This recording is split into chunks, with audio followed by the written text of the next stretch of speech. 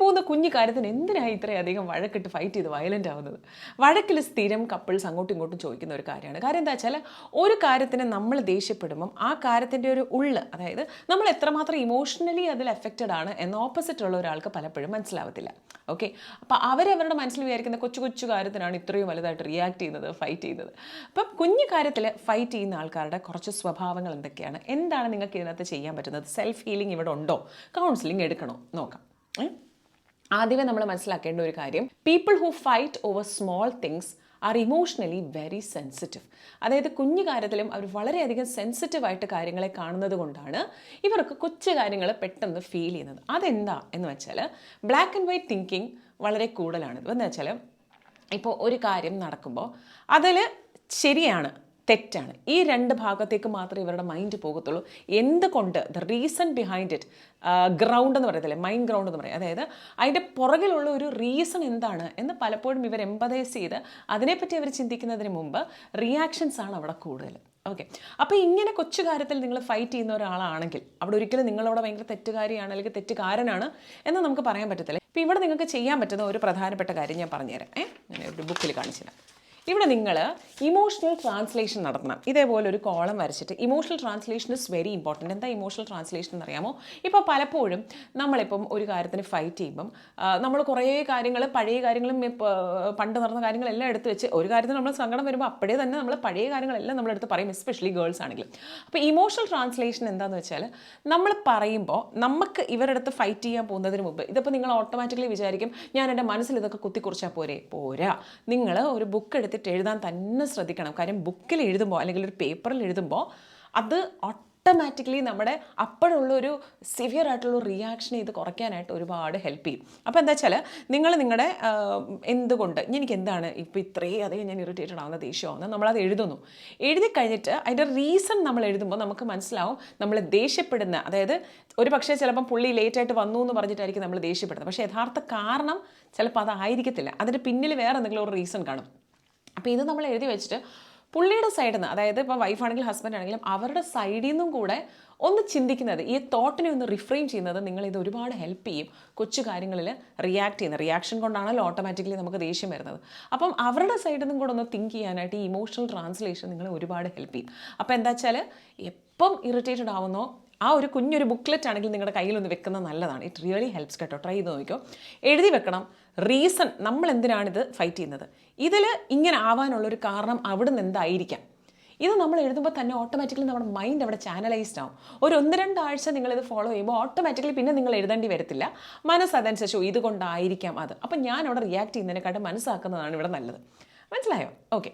Number 2, unresolved ആയിട്ടുള്ള stress. എപ്പോഴും നമ്മൾ വഴക്കിടുമ്പോൾ എന്തെങ്കിലുമൊക്കെ നേരത്തെ നമ്മളെ എഫക്റ്റ് ചെയ്ത ഒരു കാര്യം ഇങ്ങനെ ഡീപ്പായിട്ട് കാണും. ഇതുമായിട്ട് റിലേറ്റ് ചെയ്തിട്ടുള്ള ഒരു കാര്യം ഇപ്പം നടക്കുമ്പം അതും ഇതും കൂടെ ചേർന്നങ്ങ് വരും. ഓക്കെ, അപ്പം അൺറിസോൾവ്ഡ് ആയിട്ടുള്ള സ്ട്രെസ്സ് മാറാനായിട്ട് നിങ്ങൾ ചെയ്യേണ്ട ഒരു കാര്യം എന്താണെന്ന് വെച്ചാൽ, ഈഗോ ഒന്ന് മാറ്റി വെക്കുക. പലപ്പോഴും നമ്മുടെ മനസ്സിൽ നമ്മളാണ് ശരി, നമ്മൾ ചെയ്യുന്നത് മാത്രമാണ് ശരി, അപ്പുറത്തെ സൈഡിലുള്ള ആളുടെ ഒരു വേർഷൻ കേൾക്കാതെ നമ്മൾ നമ്മുടെ ഒരു ഈഗോ വെച്ച്, ശരി തെറ്റ് ആണെന്നല്ല കേട്ടോ, പക്ഷേ അവരുടെ സൈഡിലും എന്തെങ്കിലും ഒരു ന്യായം കാണും എന്നും കൂടെ നിങ്ങളൊന്ന് ഓർക്കുക. ഈഗോ മാറ്റി വെച്ചിട്ട് ഇപ്പോഴത്തെ ഒരു കാര്യം എന്താണ് അതിനെപ്പറ്റി നിങ്ങൾ സംസാരിക്കുക. അപ്പോൾ നിങ്ങളുടെ ഓട്ടോമാറ്റിക്കലി നേരത്തെ മുതലുള്ള സർവ്വ കാര്യം ഇനി വരത്തില്ല. അൺറിസോൾവ് ആയി കിടക്കുന്ന സ്ട്രെസ്സ് മൂലമാണ് പല പ്രശ്നങ്ങളും ദാമ്പത്യ ജീവിതത്തിൽ ഉണ്ടാകുന്നത്. കാരണം എന്ന് വെച്ചാൽ ഇപ്പോഴത്തെ കാര്യമല്ല, പറയുമ്പോൾ ഒരു 5 വർഷത്തെ മുഴുവൻ കൊട്ട കാര്യം രണ്ട് കൂട്ടരും അതെല്ലാം ഇങ്ങനെ എടുത്തെടുത്ത് നമ്മളുടെ സൈഡിൽ റൈറ്റ് ആണെന്ന് തോന്നുന്ന ഒരുപാട് പോയിന്റുകൾ അവിടെ കാണും. ആ പോയിന്റ് എല്ലാം കൂടെ എടുത്ത് വെച്ചിട്ട് ഇതിൽ കൂടെ അങ്ങ് മിക്സ് ചെയ്യും. അപ്പം അങ്ങോട്ടും ഇങ്ങോട്ടും എന്ത് പറയേണ്ടതെന്ന് അറിയാതെ വീണ്ടും അത് അപ്പം ആ ഒരു വഴക്ക് കൂടിയിട്ട് അടുത്ത വഴക്കിൽ ഇതും കൂടെ ഒരു കാരണമാവും. This is a thing. അപ്പം അത് പാടില്ല. Stand up to the point. Ego മാറ്റി വെച്ചിട്ട് ഇപ്പോഴത്തെ ഒരു കാര്യം എന്താണോ അതിനെപ്പറ്റി നിങ്ങൾ സോൾവ് ചെയ്യാൻ നോക്കുക. Number 3 is care and concern. ഇപ്പം ഒരാൾക്ക് ഇതിനകത്ത് തീരെ പ്രകടിപ്പിക്കാൻ അറിയാത്തൊരു ടൈപ്പാന്നിരിക്കട്ടെ, മറ്റേ ആൾ നന്നായിട്ട് സ്നേഹം പ്രകടിപ്പിക്കുന്നതാണ്, അല്ലെങ്കിൽ എല്ലാം നന്നായിട്ട് തുറന്ന് പറയുന്ന ഒരു കൂട്ടത്തിലാണ്. ഇപ്പോൾ എപ്പോഴും ഓപ്പോസിറ്റ് പോൾസ് അട്രാക്റ്റ് എന്ന് പറഞ്ഞ പോലെ നമ്മുടെ സ്വഭാവമായിട്ട് കുലബന്ധമില്ലാത്ത ഒരാളെ ആയിരിക്കും നമുക്ക് കിട്ടുന്നത്. അത് അങ്ങനെയാണ്, അങ്ങനെ വരും. അപ്പോൾ അങ്ങനെ വളരെ റെയറായിട്ട് എൻ്റെ ഒരു 10%, 15% ഒക്കെ ഉള്ളൂ കറക്റ്റ് നമ്മൾ വിചാരിക്കുന്ന പോലെ വരുന്നത്. അപ്പോൾ കെയർ ആൻഡ് കൺസേൺ ഇവിടെ ഒരു വലിയ ഘടകമാണ്. ഓപ്പോസിറ്റ് പോൾ അല്ലേ, അപ്പം നമ്മൾ നമ്മുടെ മനസ്സിലായിരിക്കും, ഓ ഇപ്പം ഇങ്ങനെ വരുമായിരിക്കും, അങ്ങനെ പറയുമായിരിക്കും.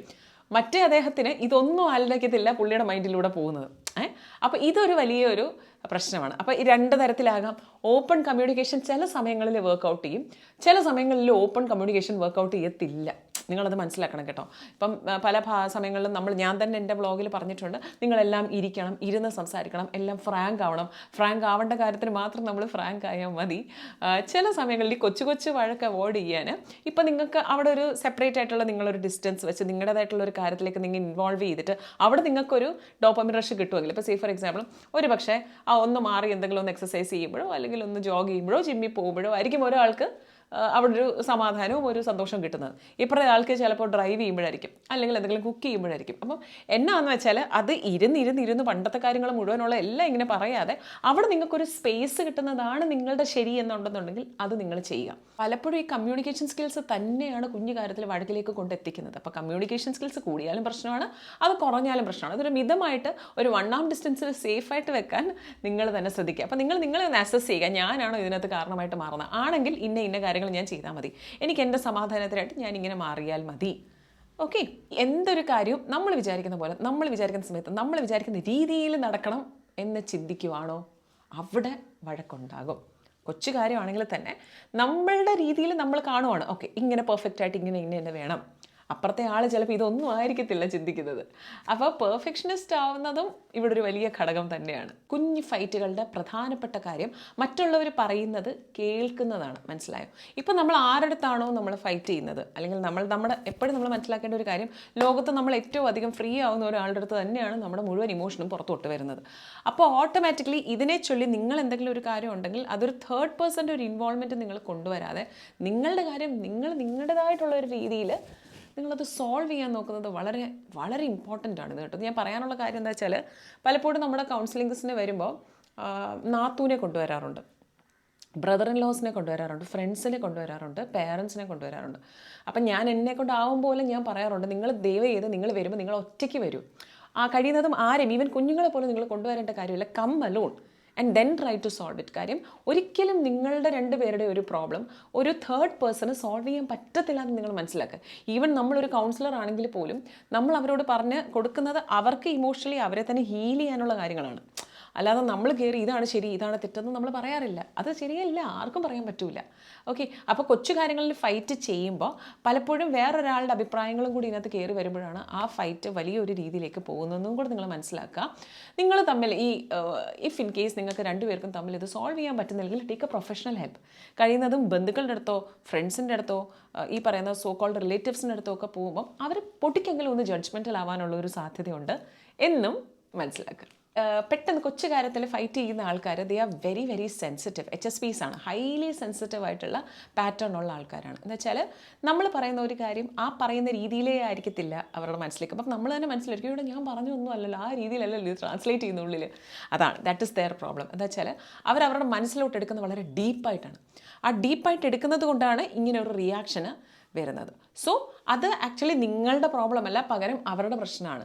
അത് നമ്മൾ തന്നെ, ഇപ്പം സേ ഫോർ എക്സാമ്പിൾ ഇപ്പോൾ ഹൈലി സെൻസിറ്റീവ് ആയിട്ടുള്ള ഒരു പാറ്റേൺ ഉള്ള ഒരാളാണ് നിങ്ങളെങ്കിൽ അത് നിങ്ങൾ പതിയെ ആ ഒരു സെൻസിറ്റീവ് പാറ്റേൺ അത് എന്തുകൊണ്ട് എനിക്കിങ്ങനെ ഉണ്ടായി, കുഞ്ഞിലത്തെ എന്തെങ്കിലും പ്രശ്നങ്ങളാണോ, അതോ ഡോളസനിൽ എനിക്ക് വന്ന എന്തെങ്കിലും പ്രശ്നമാണോ, പാസ്റ്റ് ആയിട്ടുള്ള എന്തെങ്കിലും ഇമോഷണൽ ആയിട്ടുള്ള ഒരു വൂണ്ടാണോ, എന്താണെങ്കിലും തന്നെ നമ്മളെൻ്റെ റിലേഷനെ അത് ബാധിക്കുന്നുണ്ട് എന്നുണ്ടെന്നുണ്ടെങ്കിൽ ഞാൻ എന്നെ ഒന്ന് മാറ്റേണ്ടത് കറക്റ്റാണ്, ഞാനൊരു തെറപ്പി എടുക്കേണ്ടത് കറക്റ്റാണ് എന്ന് നിങ്ങൾ തന്നെ ചിന്തിക്കുക, അത് മാറ്റുക. കാര്യം എന്താ വെച്ചാൽ പിന്നെ ഉള്ളൊരു പ്രശ്നം എന്താ വെച്ചാൽ നിങ്ങളോട് എന്തെങ്കിലും ഒന്ന് പറയാൻ ഇവർ മടിക്കും. എന്നിട്ട് പറയാൻ വരുന്നതിന് മുമ്പ് ഇവരതങ്ങ് വിഴുങ്ങും. കാര്യം വെച്ചാൽ പറഞ്ഞു കഴിഞ്ഞാൽ പ്രശ്നമാണ്. ഇതൊരു കൊച്ചു കാര്യത്തിലാണെങ്കിലും വഴക്കിടും, പിണങ്ങും, സങ്കടം വരും, കരയും, വേണ്ട എന്ന് പറഞ്ഞങ്ങ് മാറും. അപ്പോൾ ഓട്ടോമാറ്റിക്കലി അത് നിങ്ങളുടെ സ്മൂത്ത് ആയിട്ടുള്ള റിലേഷനെ ബാധിക്കുമെന്ന് നിങ്ങൾ ഓർക്കുക.